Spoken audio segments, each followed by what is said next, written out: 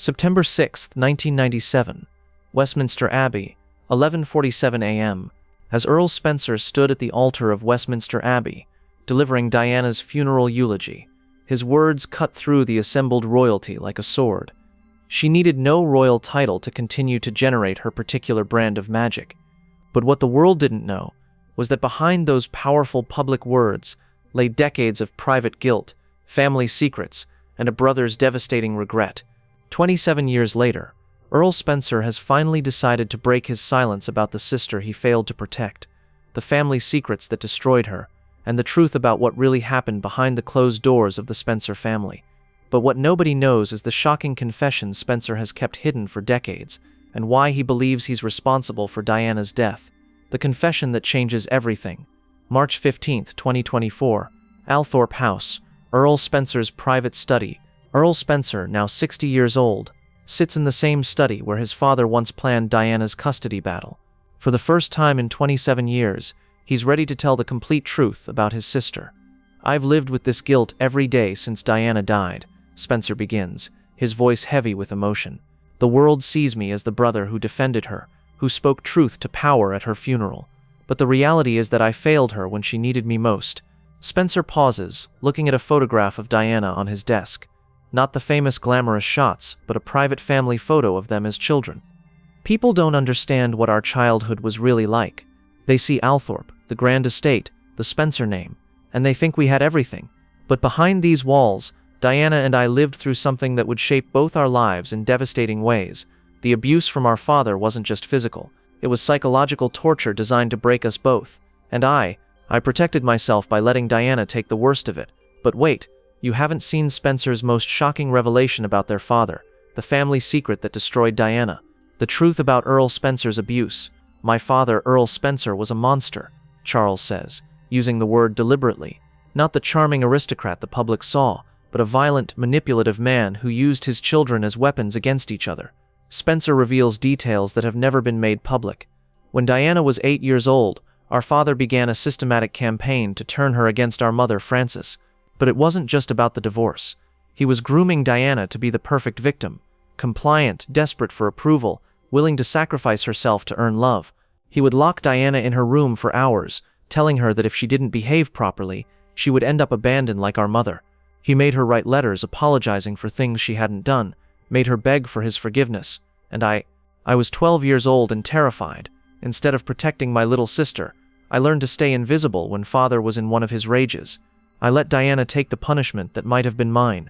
Spencer's voice breaks as he continues. Diana developed this need to please everyone, to sacrifice herself for others' approval. People thought it was natural kindness, but it was actually survival behavior learned from childhood trauma. Hold up.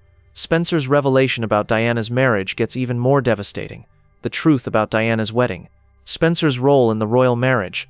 "When Diana became involved with Charles, I should have protected her," Spencer admits. "I knew what our family had done to her. I knew she was vulnerable, desperate for a father figure's approval. Charles was 13 years older, just like our father. The pattern was obvious." Spencer reveals a conversation that changed everything. 3 weeks before the wedding, Diana called me in tears. She said, "Charles doesn't love me. I can't go through with this." She begged me to help her call off the wedding. And what did I do? I told her she was just having pre-wedding nerves. I told her she was lucky to be marrying the future king. I convinced her to go through with a marriage I knew would destroy her. Why? Because I was 27 years old, and I didn't want to deal with the scandal of a cancelled royal wedding.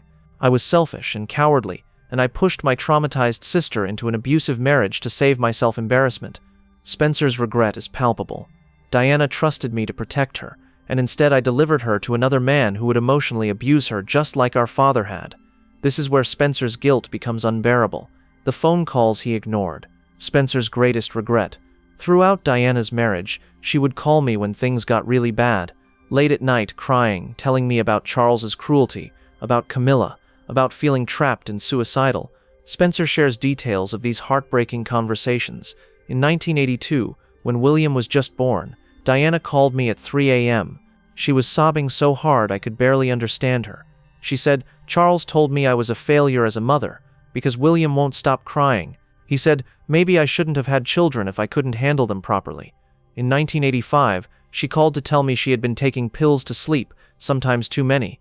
She said, "Charles doesn't care if I live or die. Sometimes I wonder if everyone would be better off without me." In 1991, she told me about finding Charles and Camilla together at Highgrove. She said, "I feel like I'm going crazy. Charles says I'm paranoid, but I know what I saw. Am I losing my mind?" Spencer's voice becomes barely audible. Every time, I told her to be strong, to think of her duties, to work harder at her marriage. I gave her the same advice our father gave our mother: endure, comply, don't make waves. I never once said, "Leave him, come home, I'll protect you." Never once. Don't miss this shocking detail: what Spencer knew about the divorce betrayal, how Spencer failed Diana again. When Diana's divorce proceedings began, Spencer had another chance to support his sister. Instead, he made things worse. "The royal family approached me directly," Spencer reveals. "They wanted me to convince Diana to accept a smaller settlement, to give up her royal protection, to agree to limited access to William and Harry, and I did it. I actually pressured Diana to accept worse terms because the palace convinced me it would be better for everyone if the divorce was amicable." Spencer shares a devastating conversation. "Diana said to me, 'Charles, they're trying to erase me. They want to take away my protection, my title, my access to my children. You're the only family I have left. Please stand with me.' And I said, 'Diana, sometimes we have to compromise for the greater good. The royal family isn't your enemy.' I actually used those words, the greater good. I chose institutional stability over my sister's welfare. Again, but you're not ready for Spencer's revelation about Diana's final months, the final phone call. Spencer's last chance to save Diana. On August 15, 1997, 2 weeks before she died, Diana called me one final time. This conversation haunts me every night. Spencer recounts their last conversation. Diana said, "Charles, I think they're going to kill me. Not hurt me, not discredit me, kill me." She was absolutely serious. I laughed. I actually laughed at her. I said, "Diana, you're being paranoid again. The royal family aren't murderers." She said, "You don't understand. I have evidence now. Documents, recordings. I know too much about too many people. I'm not safe anymore."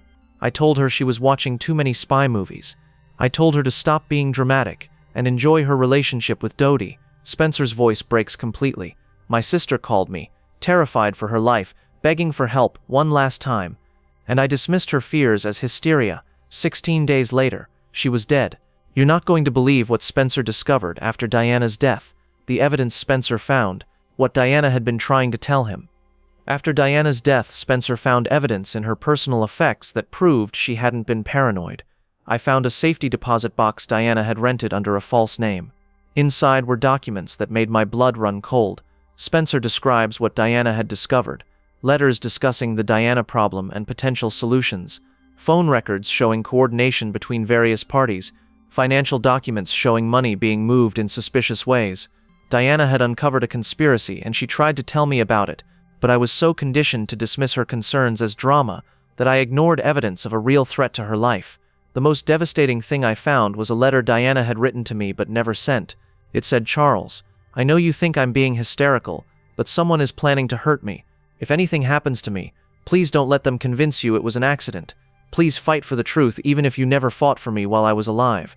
Spencer kept this letter secret for 27 years, too ashamed to reveal that Diana had tried to warn him. Here's the most shocking revelation: Spencer's theory about Diana's death, Spencer's assassination theory. What he really believes happened. "I don't believe Diana died in an accident," Spencer states clearly. "I believe she was murdered, and I believe I helped make it possible by isolating her from family support." Spencer outlines his theory. Diana had become too independent, too popular, too dangerous to certain interests. Her landmine campaign was threatening arms dealers. Her relationship with Dodie was complicating Middle East politics.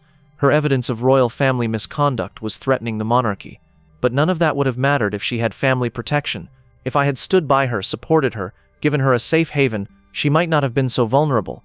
By failing to protect Diana from the royal family during her marriage and divorce, I left her isolated and exposed. I made her an easy target.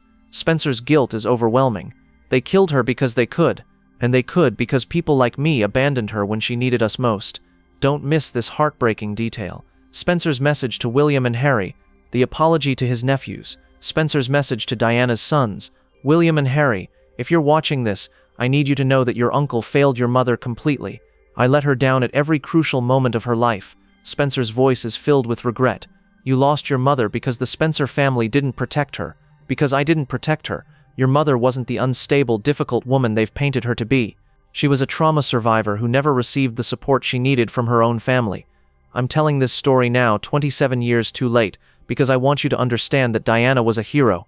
She survived our father's abuse, Charles's neglect, the royal family's cruelty, and her brother's failures, and she still managed to be the most loving mother and the most compassionate person I've ever known. I failed her, but I won't fail her memory anymore." The final truth. Spencer's promise for the future. The vow Spencer makes. Spencer's commitment to Diana's legacy. "I'm 60 years old now. I don't have many years left to make amends for my failures, but I'm going to spend every remaining day fighting for Diana's truth." Spencer announces his plans. "I'm establishing a foundation to support abuse survivors from prominent families. Too many people suffer in silence because their abusers have power and influence. I'm also releasing Diana's personal documents and letters, the ones that prove her fears were real and her insights were accurate. Most importantly, I'm going to stop protecting the people who hurt Diana, the royal family, our father's memory, the institutions that failed her. They don't deserve my silence anymore." Spencer's final words are a promise. "Diana, my dear sister, I know I can never make up for failing you when you were alive, but I can make sure that your truth survives, and that other vulnerable people get the protection I never gave you. I'm sorry it took me 27 years to find the courage to tell your real story. I'm sorry I was the brother you deserved only after you were gone. The truth." Earl Spencer's confession reveals that Diana's greatest tragedy wasn't her failed marriage or her early death. It was being abandoned by the family that should have protected her. Spencer's guilt-driven revelations show a pattern of institutional failure: a father who abused her, a husband who neglected her, a royal family that used her, and a brother who prioritized his own comfort over her safety. But Spencer's honesty also offers hope. By acknowledging his failures and committing to fight for Diana's legacy, he shows that it's never too late to choose courage over cowardice, truth over convenience. Some apologies come too late to heal the wounded, but they can still prevent future wounds. Spencer's confession won't bring Diana back, but it might save others from her fate.